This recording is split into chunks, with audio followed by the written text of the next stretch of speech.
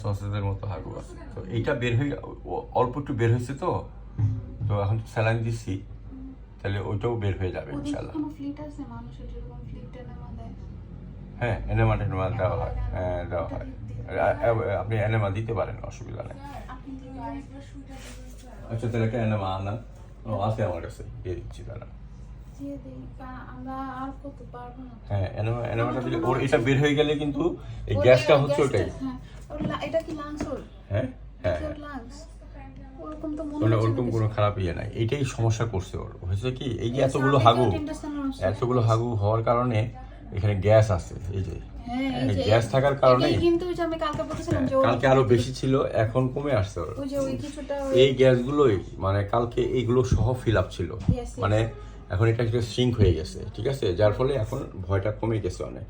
আর ফুসফুসের এটা তো আগেই ছিল, এটার যে মানে কনজেশন আছে, এটা আস্তে আস্তে অ্যান্টিবায়োটিক যেহেতু চলছে, এটা আস্তে আস্তে মানে রিকভার করে ফেলে। কিন্তু এই জিনিসটা বের করা দরকার, এটা বের হলেই এখানে যেই পরিমাণ অ্যামোনিয়া আছে, এই মানে হাগুতে অ্যামোনিয়া তৈরি হইতেছে, আসেন এই অ্যামোনিয়া থেকে কিন্তু গ্যাসগুলো মানে ইয়ে হইতেছে।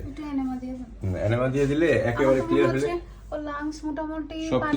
নাই, অত বেশি নাই। আর এটা তো ওই যে এই কারণেই ওর ইয়ে হচ্ছে, এই যে দেখেন এই গ্যাসটা কোনটা, মানে আপনি যেটা বলেন পারবো না ওরকম মানে পারবো আছে, কিন্তু ইনফেকশনটা মানে অত গাড়ায় নাই, ঠিক আছে। ওর সমস্যা হলো এইটা, কারণ এখানে যে এই এতগুলো হাগু, এখান থেকে অ্যামোনিয়া মানে কন্টিনিউয়াস গ্যাস বাইরে হচ্ছে।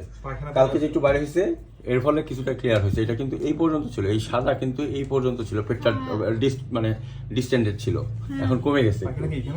এই যে হাগু কালকে আমরা তারপর আবারও সাপোজিশন দিতে পারি, হাগার বের হয়নি না, আস্তে আস্তে এখন দুর্বল হয়ে গেছে না, কন্ট্রাকশন করে পেরিস্টালসিস করতে হইলো তো আপনার শক্তি। হ্যাঁ, এই যে এখন তো স্যালাইন দিলাম, স্যালাইনে অনেকটা এনার্জি পাবে। এই এনামা দিয়ে দিত, আমি এখন এনামা দিয়ে দিচ্ছি, নিয়ে যান তাহলেই হবে। এনামাটা হাগুটা বের হয়ে গেলেই মানে আর কোনো সমস্যা নাই।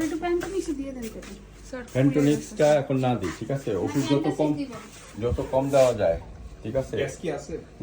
যে গ্যাস যে পরিমাণে আছে, হাগু বলে আপনি ওই ইয়ে এনামাটা দিলেই ওটা বের হয়ে গেলে, এনামা দিলে বের হয়ে যাবে, ঠিক আছে।